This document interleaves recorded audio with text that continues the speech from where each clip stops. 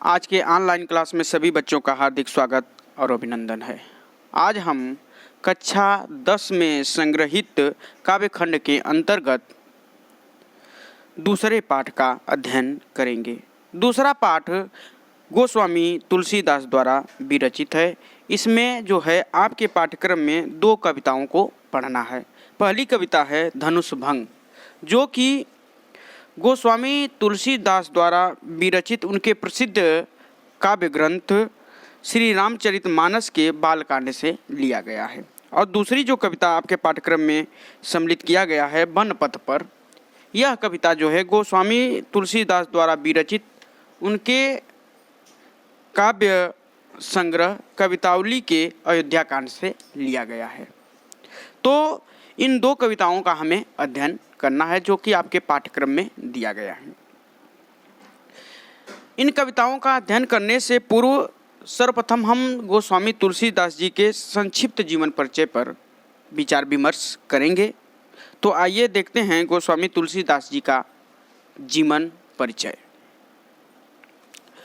कविकुल चूड़ामणि गोस्वामी तुलसीदास के नाम से भारत का जन जन परिचित है। तुलसीदास हिंदी साहित्य के जगमगाते नक्षत्र हैं। लोकनायक तुलसीदास ने मानव प्रकृति के जितने रूपों का हृदयग्राही एवं सूक्ष्म चित्रण किया है उतना किसी अन्य कवि से संभव नहीं हो सका है। इन्होंने अपनी अद्भुत काव्य प्रतिभा से हिंदी काव्य को अपूर्व गौरव और अमरत्व प्रदान किया है। इसीलिए हरिओ जी कहते हैं कि कविता करके तुलसी न लसे, कविता लसी पा तुलसी की कला।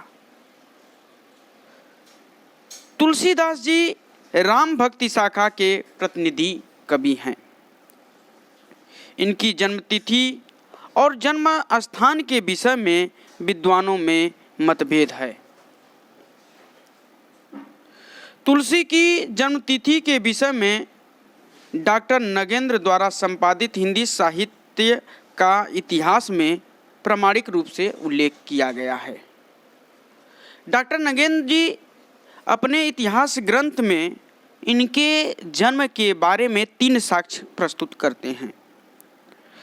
पहले साक्ष्य के अनुसार जो है मूल गोसाई चरित्र जो कि बेनी माधव दास द्वारा लिखित है, और दूसरा जो है तुलसी चरित्र रघुवर दास द्वारा लिखित है। इन दोनों ग्रंथों के अनुसार गोस्वामी तुलसीदास जी का जन्म जो है संवत 1554 विक्रमी में हुआ था। इस प्रकार इनका जो जन्म है वह 1497 ईस्वी ठहरता है। दूसरा जो साक्ष्य नगेंद्र जी प्रस्तुत करते हैं उसमें जो है शिव सिंह सेंगर द्वारा लिखित इतिहास ग्रंथ शिव सिंह सरोज में जो है गोस्वामी तुलसीदास जी का जो जन्म है वह संवत 1583 विक्रमी बताया जाता है। इस प्रकार जो है उनका जो जन्म है वह 1526 ईस्वी ठहरता है। और तीसरा जो साक्ष्य प्रस्तुत किए हैं डॉक्टर नगेंद्र ने वह है पंडित राम गुलाम द्विवेदी ने इनका जो जन्म है संवत 1589 मानते हैं। इस प्रकार गोस्वामी तुलसीदास जी का जन्म जो है पंडित राम गुलाम द्विवेदी जी के अनुसार 1532 ईस्वी माना जाता है। और पंडित राम गुलाम द्विवेदी जी के ही साक्ष्य से जाज ग्रियर्सन सहमत होते हैं। इस प्रकार निष्कर्ष रूप में जनश्रुतियों एवं सर्वमान्य तथ्यों के अनुसार इनका जो जन्म है 1532 माना जाता है। इस प्रकार हम कह सकते हैं कि गोस्वामी तुलसीदास जी का जो जन्म है वह 1532 ईस्वी में हुआ था। अब इनके हम जन्म स्थान के विषय में चर्चा करेंगे। इनके जन्म स्थान के विषय में भी पर्याप्त मतभेद मिलते हैं। मूल गोसाई चरित्र और तुलसी चरित्र में जो है इनका जो जन्म स्थान है वह राजापुर बताया गया है, जो कि उत्तर प्रदेश के बांदा जिले का एक गांव है। कुछ विद्वान तुलसीदास द्वारा रचित पंक्ति मैं पुनि निज गुर सन सुनी कथा सो सूकर खेत के आधार पर इनका जन्म स्थान उत्तर प्रदेश स्थित एटा जिला के सोरो नामक स्थान को मानते हैं, जबकि कुछ अन्य विद्वानों का मत है कि सूकर खेत को ब्रह्मवश सोरो मान लिया गया है। वस्तुतः यह स्थान जो है आजमगढ़ में स्थित है। इन तीनों मतों में इनके जन्म स्थान को राजापुर मानने वाला मत ही सर्वाधिक उपयुक्त समझा जाता है। तो इस प्रकार इनका जो जन्म स्थान है तुलसीदास जी का, वह जो है राजापुर, बांदा जिला, उत्तर प्रदेश में हुआ था। तुलसीदास जी सरयू पारी ब्राह्मण थे। इनके पिता का नाम श्री आत्माराम दुबे और माता का नाम हुलसी था। तुलसी के विषय में एक जनश्रुति प्रसिद्ध है कि ये ऐसे अशुभ नक्षत्र में पैदा हुए थे कि इनके माता पिता ने इन्हें बचपन में ही त्याग दिया था। इनके बचपन का नाम राम बोला था। बाबा नरहरिदास ने इनका लालन पालन किया और राम की कथा तुलसी ने उन्हीं से सुनी थी। इस प्रकार तुलसीदास जी के यदि गुरु की हम चर्चा करते हैं तो तुलसीदास जी के जो गुरु थे वह थे श्री नरहरि दास जी। अब हम आगे जो है तुलसीदास जी के विषय में जानते हैं कि तुलसीदास जी का जो विवाह है वह पंडित दीनबंधु पाठक की सुंदर और विदुषी पुत्री रत्नावली के साथ हुआ था। ऐसा प्रसिद्ध है कि तुलसी अपनी पत्नी से अत्यधिक प्रेम करते थे। वे किसी क्षण भी उससे दूर नहीं होना चाहते थे। इनकी ऐसी आसक्ति को देखकर रत्नावली ने इन्हें फटकारते हुए कहा कि जितना प्रेम आप मुझसे करते हैं उतना प्रेम राम से करो। और रत्नावली ने कहा कि लाज न लागत आपको दौरह आयो साथ, धिक धिक ऐसे प्रेम को कहाँ कहूँ मैं नाथ। अस्ति चर्म मम मय देह मम तामे ऐसी प्रीत, जो कहूँ होती राम में होत न तो भवभीत। रत्नावली कहती है कि आपको लज्जा नहीं आ रही है कि मेरे जो है मायके आने पर आप भी मेरे पीछे पीछे दौड़े चले आए। करें कि ऐसे प्रेम को, ऐसे जो आप का जो मेरे प्रति लगाव है, प्रेम है, ऐसे प्रेम को मैं धिक्कारती हूँ। करें कि जितना आप प्रेम मेरे शरीर से कर रहे हैं उतना यदि भगवान राम से प्रेम करते तो निश्चित रूप से आप महान हो जाते। पत्नी की इस भर्त्सना से तुलसी की अवधारा प्रभु की ओर उन्मुख हो गई। वे विरक्त होकर काशी चले गए और अनेक तीर्थ स्थलों की यात्रा की। वैसे इनका जीवन मुख्य रूप से काशी, अयोध्या और चित्रकूट में अधिक व्यतीत हुआ। काशी के विद्वान पंडित शेष सनातन ने इन्होंने शास्त्रीय ज्ञान प्राप्त किया। संवत 1631 विक्रमी में अयोध्या जाकर इन्होंने श्री रामचरितमानस की रचना आरंभ कर दी। इसे 2 वर्ष 7 माह में पूर्ण किया। तुलसी काशी के 80 घाट पर सन 1623 ईस्वी में अर्थात संवत 1680 में अपने पार्थिव शरीर का परित्याग कर दिया। इस संबंध में एक दोहा प्रचलित है कि संवत 1680 अस्सी गंग के तीर, श्रावण शुक्ला सप्तमी, तुलसी तजो शरीर। तुलसीदास जी हिंदी साहित्य की अमर विभूति हैं। उन्होंने अपने सबल और मौलिक लेखनी से निराशा, पीड़ा, घुटन, दयनीयता और दास्ता के युग में मर्यादा पुरुषोत्तम राम के आदर्शों का पुनीत भंडार भारतीय जनमानस के समक्ष प्रस्तुत किया। इन्होंने रामचरितमानस जैसे महानतम ग्रंथ की रचना करके श्री राम की भक्ति, शील और सौंदर्य से समन्वित रूप को बड़ी ही गहनता और सुंदर रूप में चित्रित किया। इस ग्रंथ के अध्ययन से तुलसी ने राम भक्ति की पावन मंदाकिनी प्रवाहित करके जन जन का जीवन कृतार्थ कर दिया। इस दिव्य रचना में तुलसी का कवि रूप, भक्त रूप और लोकनायक रूप का चरम उत्कर्ष दृष्टिगोचर होता है। तुलसी राम के भक्त थे। इनकी भक्ति दास्य भाव की थी। इन्होंने अपने मूल्यवान काव्यकृतियों की रचना की। इनकी रचनाओं में भारतीय सभ्यता और संस्कृति का पूर्ण चित्रण देखने को मिलता है। समन्वयवादी भावना तुलसी के काव्य की प्रमुख विशेषता रही है। इसीलिए इन्हें लोकनायक भी कहा जाता है। इनका जो संपूर्ण काव्य शिव की भावना से ओतप्रोत है। अब तुलसीदास जी के हम रचनाओं पर विचार करेंगे। तो तुलसीदास जी की 12 रचनाएं प्रामाणिक मानी जाती हैं। उनका विवरण इस प्रकार है। पहली जो इनकी प्रामाणिक रचना है श्री रामचरितमानस। यह ग्रंथ तुलसी की सर्वश्रेष्ठ उपलब्धि है। विश्व साहित्य के प्रमुख ग्रंथों में इसकी गणना की जाती है। इसमें कवि ने राम कथा को 7 खंडों में प्रस्तुत किया है। तुलसी ने इस महाकाव्य की रचना दोहा, चौपाई, सोरठा आदि छंदों में की है।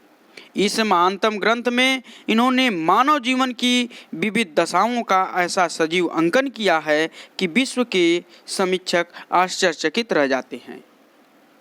तुलसी की यह अद्वितीय कृति राजनीति, समाज, धर्म, संस्कृति आदि सभी दृष्टियों से महत्वपूर्ण है। यह पुनीत ग्रंथ भक्तों के हृदय का कंठहार है। इनमें 9 रसों के साथ वात्सल और भक्ति रस का भी सुंदर चित्रण दृष्टिगोचर होता है।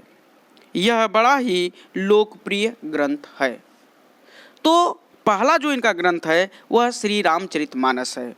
दूसरा श्री कृष्ण गीतावली, गीतावली, विनय पत्रिका, दोहावली, कवितावली, रामलला नहचू, वैराग्य संदीपनी, रामाज्ञा प्रश्नावली, जानकी मंगल, पार्वती मंगल, भरवे रामायण। ये इनके जो है प्रामाणिक 12 ग्रंथ माने जाते हैं।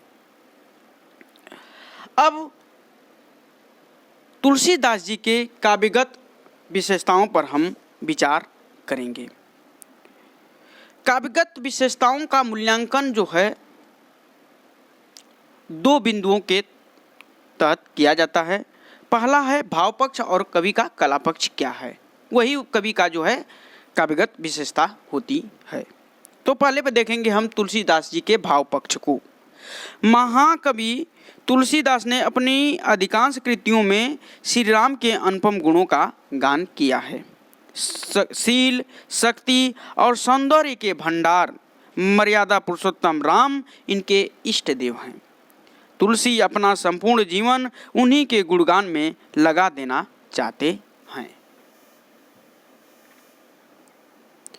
तुलसी की भक्ति दास्य भाव की है। इन्होंने स्वयं को श्री राम का दास और श्री राम को अपना स्वामी माना है।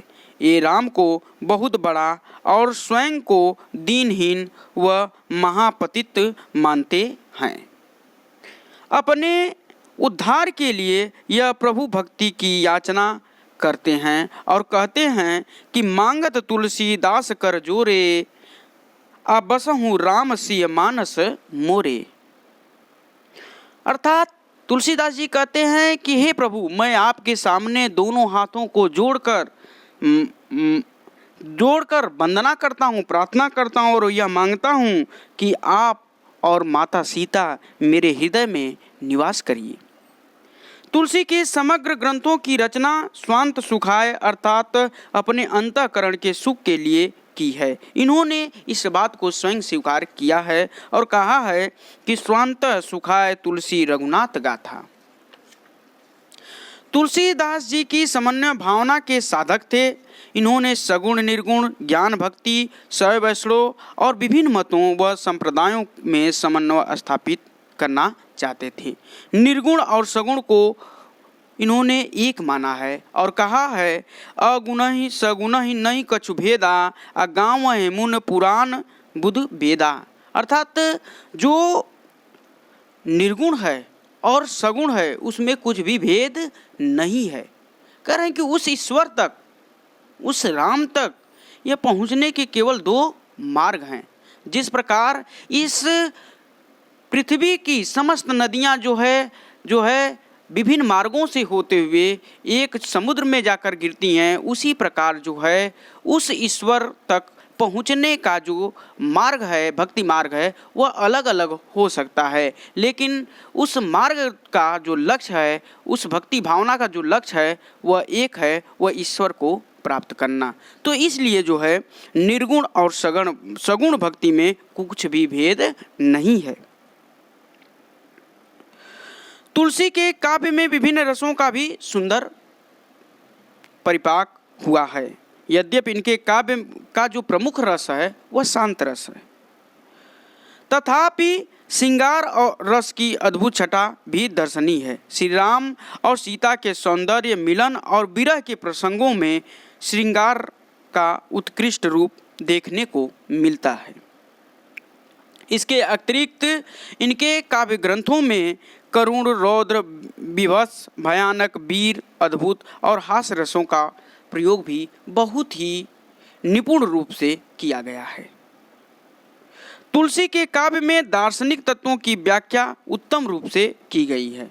ब्रह्म जीव जगत और माया जैसे गुण दार्शनिक पहलुओं पर कवि ने अपने विचार बड़े ही प्रभावशाली ढंग से प्रस्तुत किया है।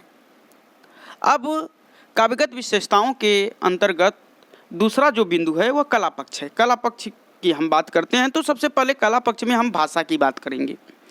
तुलसीदास जी की भाषा पर विचार करने से यह ज्ञात होता है कि इनकी भाषा सामर्थ्य जो थी वह अद्भुत थी। भाषा प्रयोग में तुलसीदास की समता का कवि हिंदी साहित्य में कोई दूसरा नहीं है। तुलसीदास की भाषा में विविधता और पूर्णता के दर्शन होते हैं। तुलसीदास ने अपने रामचरितमानस की भूमिका में लिखा है कि स्वांतः सुखाय तुलसी रघुनाथ गाता भाषा निबंध मति मंजुल मात नोती। तुलसीदास के उक्त कथन में इनकी राम कथा के विविध स्रोतों की ओर संकेत तो हैं ही, साथ ही इनमें तुलसी की भाषा ज्ञान का संकेत भी निहित है। इन्होंने रामचरितमानस की रचना जिस भाषा में की है वह अवधी है, किंतु इन्हें अन्य भाषाओं का भी बहुत अच्छा ज्ञान था। इनकी कवितावली में ब्रज भाषा का सुंदर प्रयोग देखने को मिलता है। इसी प्रकार श्री कृष्ण गीतावली की रचना भी इन्होंने ब्रज भाषा में की है। श्री कृष्ण गीतावली जो ग्रंथ इन्होंने लिखा है, इसके बारे में एक जनश्रुति मिलती है कि एक बार तुलसीदास जी सूरदास जी से मिलते हैं और सूरदास से प्रभावित होकर श्री कृष्ण के चरित्र का वर्णन करने के लिए इन्होंने श्री कृष्ण गीतावली नामक ग्रंथ को लिखा है, जो कि ब्रज भाषा में है। तुलसीदास जी संस्कृत भाषा के भी अच्छे ज्ञाता थे, अतः इनके साहित्य में तत्सम शब्दावलियों का जो प्रयोग है प्रचुर मात्रा में देखने को मिलता है। इनके काव्य में जो है, इनके काव्य ग्रंथों में जो है तत्सम और तद्भव शब्दों का नितांत अभाव है। इस प्रकार कवि तुलसीदास जी की जो भाषा है, मुख्य रूप से इनकी जो भाषा रही है वह ब्रज और अवधी रही है, और उसमें जो है संस्कृत के शब्दों का भी प्रयोग इन्होंने बड़े अच्छे ढंग से किया है। अब हम देखेंगे कि तुलसीदास जी का हिंदी साहित्य में स्थान क्या है, इस पर चर्चा करेंगे। तो वास्तव में तुलसीदास जी हिंदी साहित्य की महान विभूति हैं। इन्होंने राम भक्ति मंदाकिनी प्रभावित करके जन जन का जीवन कृतार्थ कर दिया है। इनके साहित्य में राम गुणगान, भक्ति भावना, समन्वय, शिवम की भावना आदि अनेक ऐसी विशेषताएं देखने को मिलती हैं जो इन्हें महाकवि के आसन पर प्रतिष्ठित करती हैं। तो इस प्रकार प्यारे विद्यार्थियों, आज हम इस व्याख्यान के माध्यम से तुलसीदास जी के जीवन चरित्र के बारे में जाने। जब भी आपको बोर्ड परीक्षाओं में जीवन परिचय लिखने के लिए आता है तो उस समय सबसे ध्यान देने योग्य यह है कि जीवन परिचय लिखते समय हमें किन किन बातों का ध्यान रखना आवश्यक होता है। सबसे पहले हम जीवन परिचय जब लिखना शुरू करते हैं तो उसमें जिस कवि या लेखक का जीवन परिचय लिखना हो उस कवि का जन्म कब हुआ है, मृत्यु कब हुई है, उसका जन्म स्थान कहाँ है, उसकी भाषा शैली कैसी रही है, उसकी प्रमुख रचनाएं क्या हैं, उसकी काव्यगत विशेषताएं क्या हैं, उसका साहित्यिक योगदान क्या है, इन चीज़ों पर विचार करना आवश्यक है। तो इस प्रकार आज हमने तुलसीदास जी का जन्म जो है 1532 ईस्वी में हुआ था, इनका मृत्यु जो है 1623 ईस्वी में हुआ था। इनका जन्म स्थान की यदि हम बात करें तो इनका जन्म स्थान राजापुर, बांदा जिला, उत्तर प्रदेश में हुआ था। इनकी मृत्यु जो है 1623 ईस्वी में काशी में अर्थात वाराणसी में हुआ था। इनकी जो भाषा है वह अवधी और ब्रज है और इनकी जो प्रमुख रचनाएं हैं श्री रामचरितमानस, विनय पत्रिका, कवितावली, दोहावली, गीतावली, पार्वती मंगल, जानकी मंगल, रामलला नहचूर, बैराग संदीपनी, रामाज्ञा प्रश्नावली इनके जो है प्रमुख ग्रंथ हैं। इस प्रकार हम देखते हैं कि तुलसीदास जी जब हमारे सामने आते हैं तो इनका एक विराट रूप जो कि पूरे समाज में समन्वय की भावना से ओतप्रोत इनके विचार देखने को मिलते हैं। इनका जो प्रसिद्ध ग्रंथ रामचरितमानस है उसमें तुलसीदास जी ने व्यक्ति, परिवार, समाज, राज्य, राजा, प्रशासन, मित्रता, दाम्पत्य और भ्रातृत्व प्रेम का जो आदर्श प्रस्तुत किया है वह संपूर्ण विश्व के मानव समाज का आज भी पथ प्रदर्शन कर रहा है। तो इस प्रकार आज हम गोस्वामी तुलसीदास जी के संक्षिप्त जीवन परिचय के बारे में चर्चा पर चर्चा किए। प्यारे विद्यार्थियों, आज के इस वीडियो से संबंधित PDF आपको इस वीडियो के डिस्क्रिप्शन बॉक्स में मिल जाएगा, आप वहां से डाउनलोड उसे कर सकते हैं। आज बस इतना ही। अगले व्याख्यान में हम तुलसीदास द्वारा विरचित जो आपके पाठ्यक्रम में संग्रहित है कविता को लेकर उपस्थित होंगे। धन्यवाद।